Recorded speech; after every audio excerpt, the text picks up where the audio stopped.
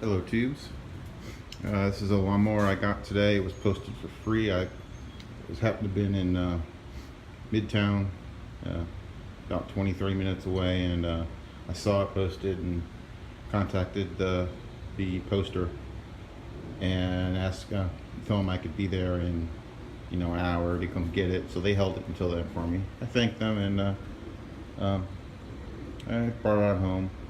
They said it just stopped working. They did say that they were going to move into an electric, one of those cordless electric mowers.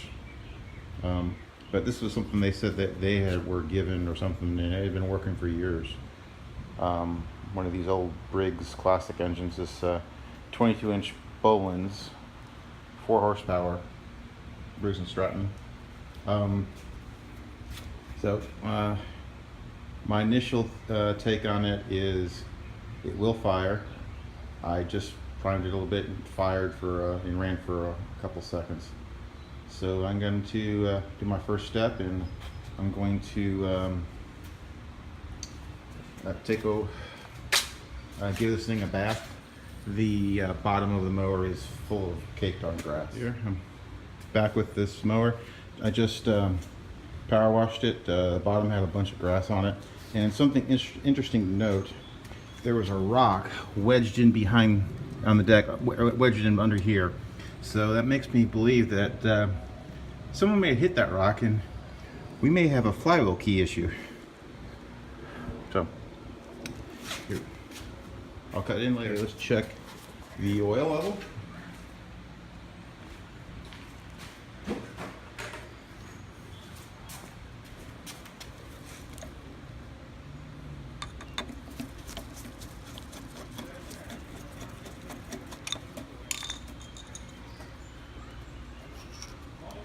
Yeah, there is oil in here, but it needs to be serviced. Look how black that is.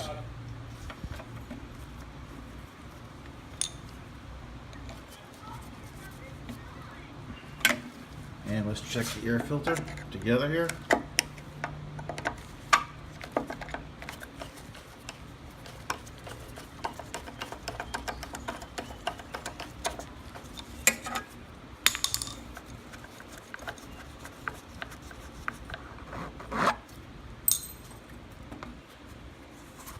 Well, this isn't bad. Just clean this out, put it back.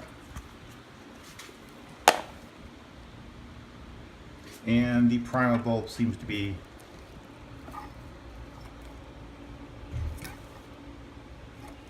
functioning. I just saw a squirt of gas go. Notice this.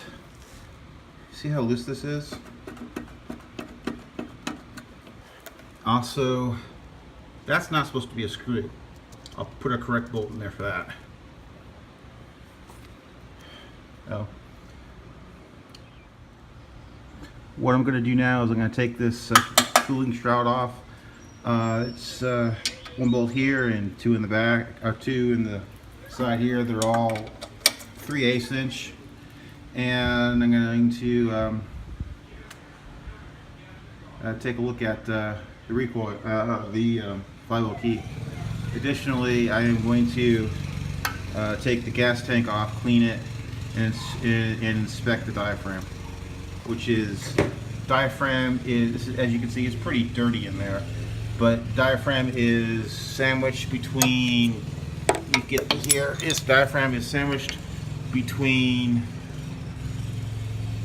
this carburetor plastic and then where it attaches on the gas tank. It's sandwiched between there. Hello tubes, this is what it looks like with the cooling shroud off. I just have it tossed it aside there.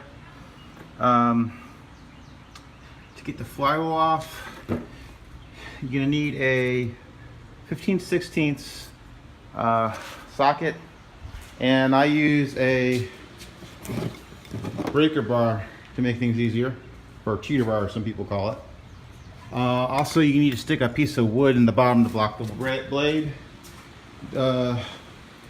What I use, let me see, where did I put it? Yeah, is this. It's just a cut off of an old project I was working on. You just stick it in underneath, block the blade, then you'll be able to take off the flywheel here. Also lubricate this with some sort of penetrating oil. Another important thing is always disconnect your spark plug so it can you won't start by accident. And for this, I have to use a third hand to hold this down so I can actually move the flywheel. So otherwise, the brake will be this brake here will be engaged, and I can't move that. The block is round here underneath. With my breaker bar, or cheater bar as we'll call it, get more leverage. Got the bolt off. Let's look at this together to see if we got a broken flywheel key.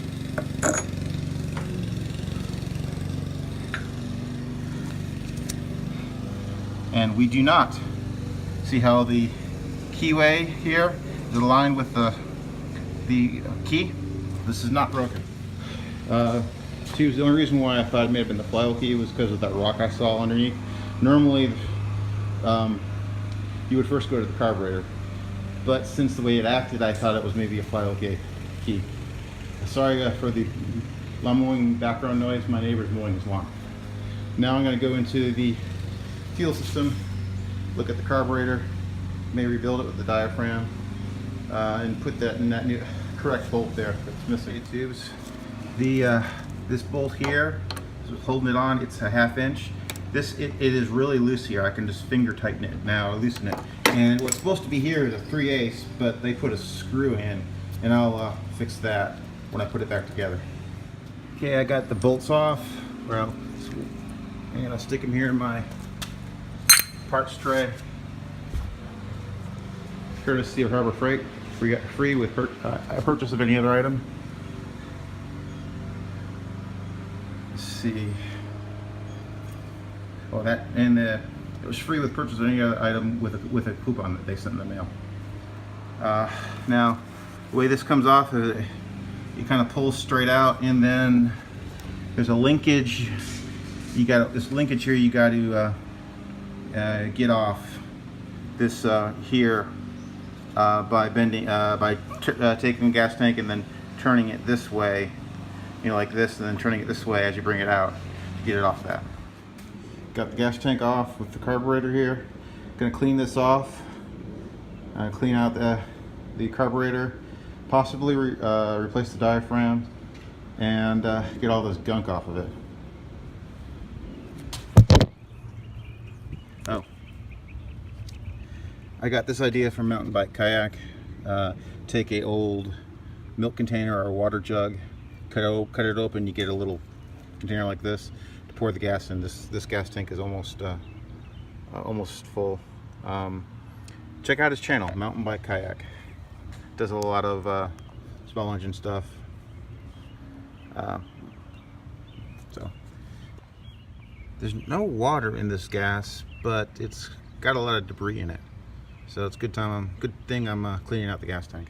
Okay, before I open this up, I'm gonna spray out the outside with some carburetor cleaner in there, just to get things clean before I open it up, to keep it out of the gas tank and out of the carburetor.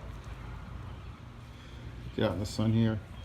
Now that I've cleaned that out pretty good and inside there, see how there should be 5 screws, around the carburetor, plastic carburetor. I'm going to unscrew those and then pull this up to take a look at things and clean out the carburetor. Okay, tubes, took out the 5 screws, and then this just pops off like this. You can expect this. The spring there you don't typically have to change. This little screen here, usually just gotta clean it, and you blow some carb cleaner through all these holes. And here's the diaphragm.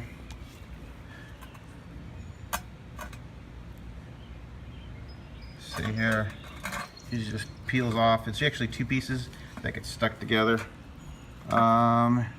Yeah, this one looks like the diaphragm's bad. Do you see how this is not, it's got a big, it's all stretched out. I don't think it's supposed to be that way. I've got a new diaphragm here, or I got to use one that's not bad.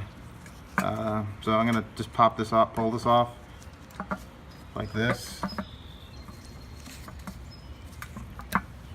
And as you see, this is the diaphragm part. The front here, the part here is the gasket part. The diaphragm goes down first, and then you put the gasket on top. I'm going to set that aside. And in here, you need to clean all this out. This is basically replacing your carburetor bowl on a traditional carburetor bowl type. This is operates with a pumping diaphragm. You see that little brass jet in there? Take a wire and just run through it, then spray carburetor cleaner through it, and all throughout the bottom of this. Anything that looks like it has a hole in it, spray carburetor cleaner through it. No, don't forget that screen, and don't forget this screen too. So tubes, I'm going to go ahead and replace this coil because there's not a boot on this side, and I have got a used coil that should be good. Over here, this is off a scrap mower. I'm just going to take this one off and stick that one on because it has the boot on it. Makes it more appealing to a buyer. So to do that, you got to take this off, and I don't remember these size bolts what they are. Sometimes I actually have to just use a pair of vice grips to get them off. Tubes. My sockets don't seem to fit. So I had this 1/4 inch box, this wrench, and it seems to fit this screw to remove it. I think I found one. It has the boot. This is the original one that was on here. You have to line them up to make sure the space between where this screw goes and this screw goes is the same. Otherwise, it's going to be one that's for a quantum engine, not classic Briggs. I know the purists out there are going to rag on me, but the width between the coil and the flywheel is approximately the width of a business card. So what I do is I just stick a business card in here, put the magneto or coil up against the magnet, and to get the proper gap, and then I tighten up bolts. Okay, put new diaphragm on. It comes in 2 pieces. Diaphragm goes first, the gasket goes next. You lay it down like this on top of the gas tank. It can only go one way, so you can't screw it up. Oops. Okay. Then you got to make sure your spring and screen are in, and you're going to carefully put the carburetor down on top. Sometimes you want to thread in a couple of screws in to get it aligned right. You want to put the screws in mechanically. So one here, one here, one down there, one here, and the last one here. Just snug them up and then tighten them down, not too tight, in the same pattern. Put the gas tank carburetor back on, hook that linkage there, back up, and then tighten up the bolt. Line that bolt up with that hole. You should know that retaining clip and the rubber seal, if they don't come, they come out, just put them back in that order. The retaining clip only goes in one way. I'm about to service the air filter. Air filter is still okay. What you do to service these is, once they're clean, is you lightly oil them with any motor oil. You use your hands like this and just scrunch it around like a sponge to get it to soak up that oil. And what happens is the oil that attracts the dirt, so it sticks to the air filter and doesn't go into the engine. Okay, I just put the gas in it. Let's see if it primes.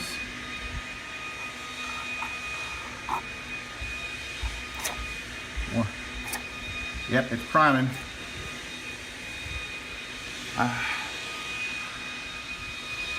You stick the air filter on this way, not this way, this way.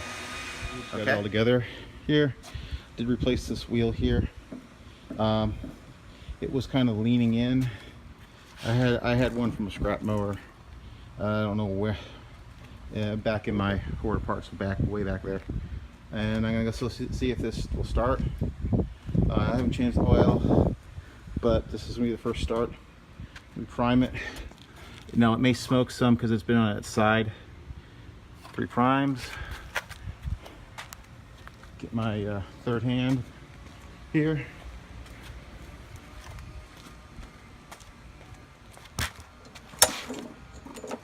There we go. Here we go.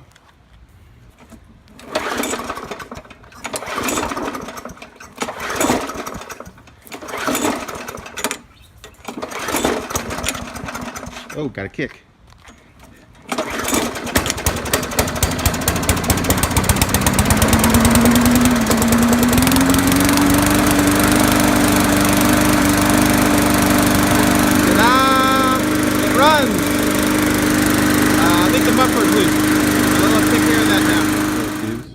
This is going to be a final look at this Bolens that I picked up today for free. The people who had it couldn't get it running. They said that was a sign for them just to get a new mower. I think they're going to go one of those cordless electric ones because they didn't have a big yard. But that's good for me since I like fixing these things. So I'm going to fix this today. I cleaned the carburetor. I put a different diaphragm on it. It was used, but it was still in decent shape. The old one it was very wrinkled, and it wouldn't really start. It would just start for a few seconds and then die. Carburetor was dirty.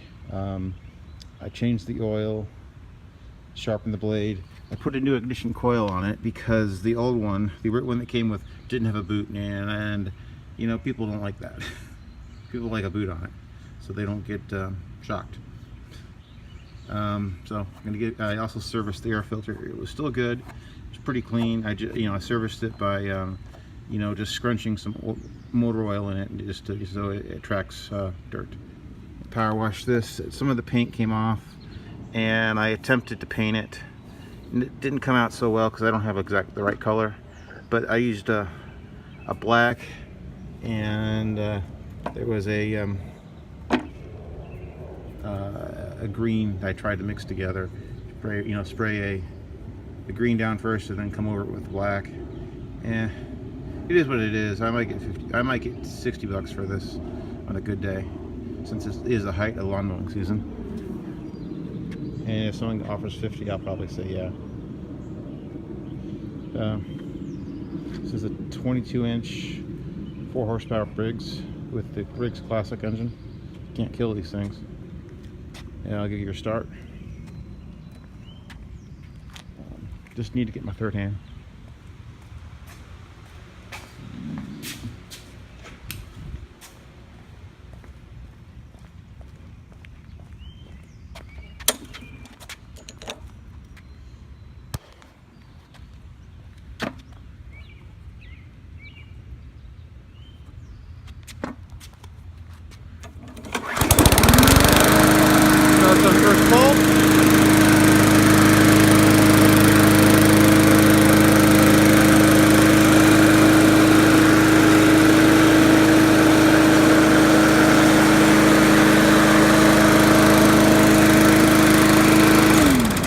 I also mowed my lawn over here today with it.